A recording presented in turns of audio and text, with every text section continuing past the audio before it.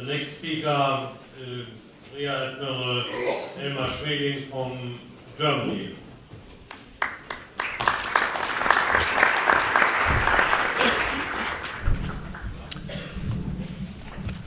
Good afternoon. Thank you very much, Mr. Wimmer, and thank you both of the chair. First of all, I would like to express my gratitude for being invited to this very important conference, exactly at that time of the problem. And since I have passed more than 30 years in an alliance armed forces, that is the German Bundeswehr, that is part of NATO, I focus on the role of NATO in the context of this conference. I would like to refer and to remind you how NATO came about. There, to my understanding, there were two lines of approach to this result. The first line is a strategic and global political one, based on the findings of Admiral Mahan in the 19th century, bringing to the attention of the American politician that a sea power that wanted USA always be a sea power has to control the opposite coast. So, and Europe was one of the opposite coasts. The other one was Asia, Japan. And the other was after World War II, when the tendency in the United States was to withdraw from Europe. There was a clear political will to leave Europe.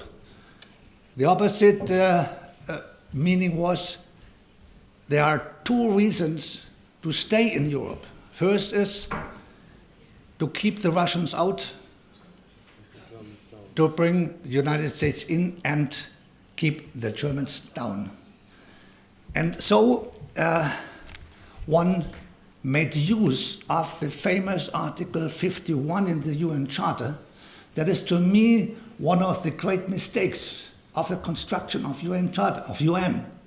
Because Article 51 is, in essence, a premeditated failure of UN, because it allows single countries and coalitions of countries to defend themselves in case of attack. So clearly, that speaks out. UN did not expect that Chapter 6 and Chapter 7 would ever work. And Article 2 would not as well. So, and on the basis of this formal allowance to build this security structure, what in the sense was never a security structure, but the defense organization always said, okay, we are in line with the UN Charter, but it was never. NATO was never a defense alliance in the sense that it was capable or willing to defend their members against an attack from abroad. I experienced as the responsible officer for NATO, the big NATO maneuvers, Wintex, CIMEX, that it came clear to everybody in the military that a war, a military exchange in Europe was never possible. Because it became clear that what would have to be defended would be destroyed. In the end, there were no winners, only losers. This came clear, and especially the very crazy and unreliable nuclear strategy of flexible response. It was never flexible, it was not response, it was crazy. It was a crime to base one security on this idiocy. So NATO was, in the best sense, a so-called fleet in being, a military organization that is there, a very costly military organization, but not useful, not being able to be used. And therefore, it had no real success. NATO spoiled in its 50 years of existence about 1,000 billions of dollar or equivalent in euro for armament and for NATO structure.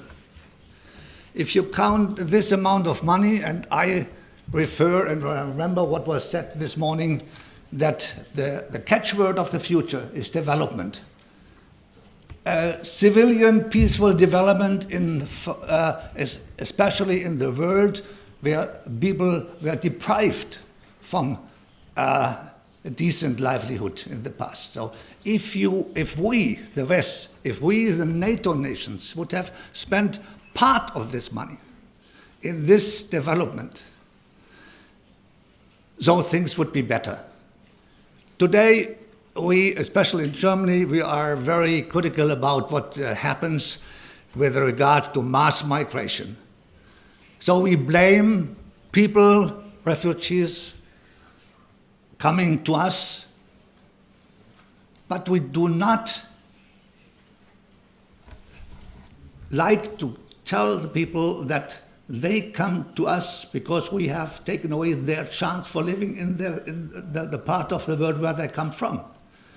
We have destroyed them. We have caused poverty, hunger, and the destruction of land, and so on. So we have done so many crimes. And if I say we, I look especially to the United States. And we always, Germans and other allies, we were in line with this kind of politics. So our politicians sit in on the evenings on their sofa, and they shed crocodile tears about the poor people drowning in the Mediterranean Sea, and the poor people suffering so much bad things on their foot march through the Balkans. That is really very, very, very bad. So that is my one point.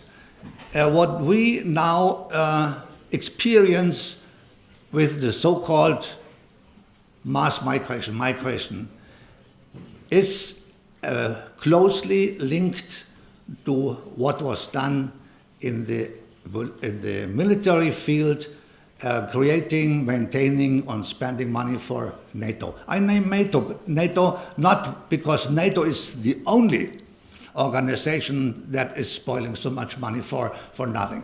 No, it's just an example to me, and I know what NATO best. But it is clear that all these methods of destruction, all the arms trade and so on, is in line with this kind of politics, taking away the chance for living of people in other parts of the world.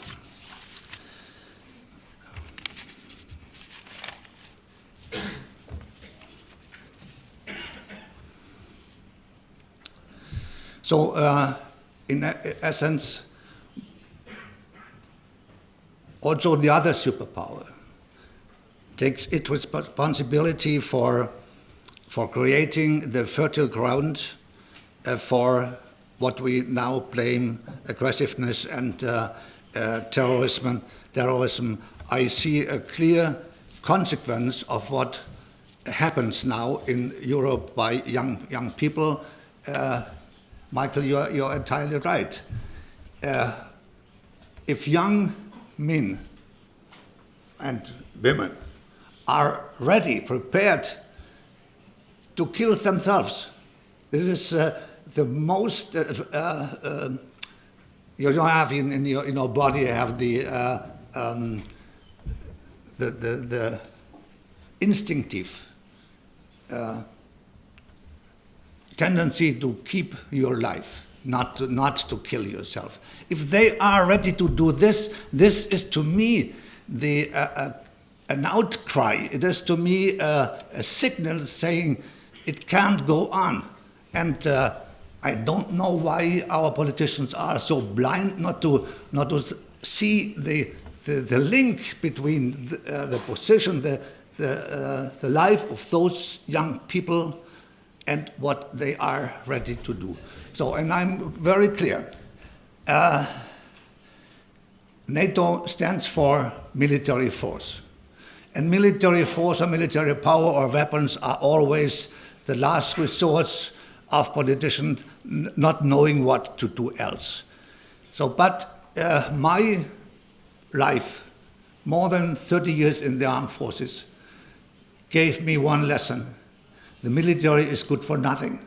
Just is good for spending money and putting money in the pockets of the good friends of the generals and admirals, namely the manager of the arms industry complex, and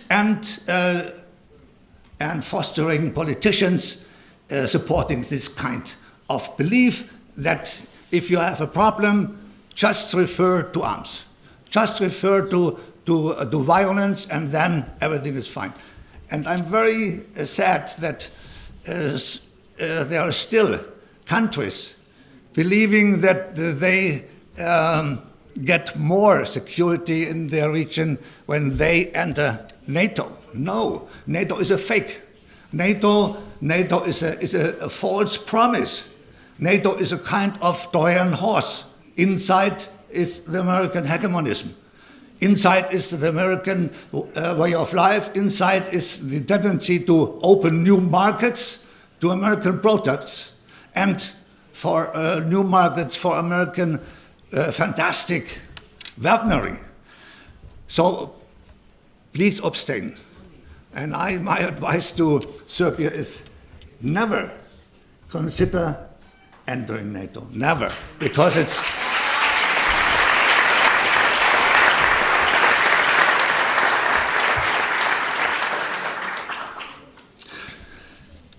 So to end,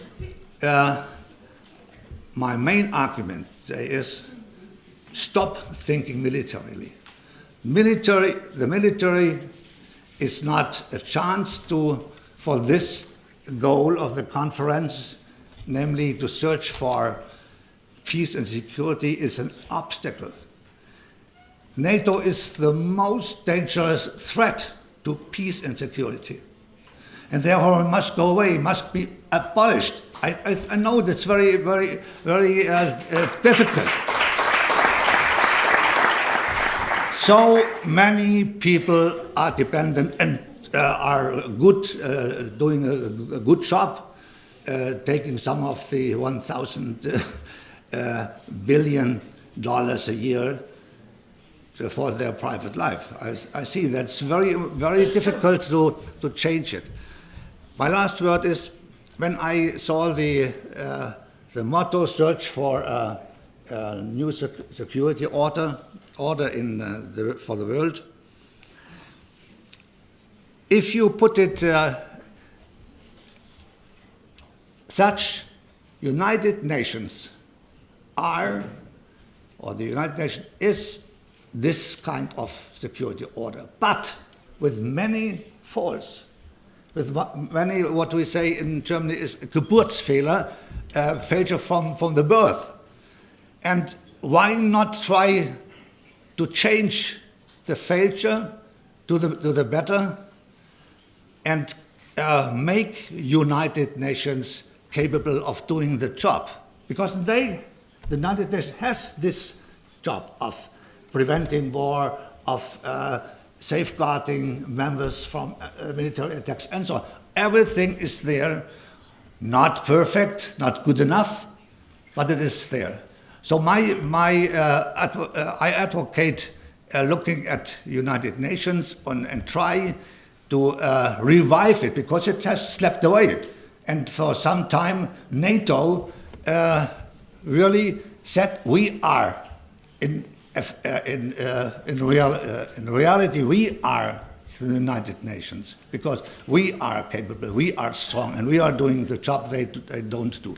So this is what I wanted to end, but nevertheless, I'm also for regaining, talking with Russia, and have negotiation in order to speak out what is, because one of the sins of our politicians in Germany, at least, I don't see it so clearly in other countries, so they refuse analyzing the truth.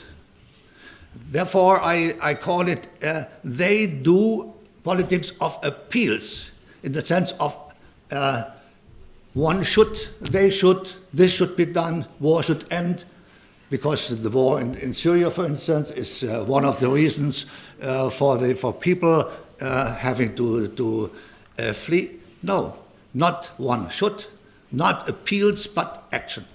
And this is very difficult to do, because, you know, these kind of politicians we have in our days is looking from one election to the other, and to how to keep position, how to keep power.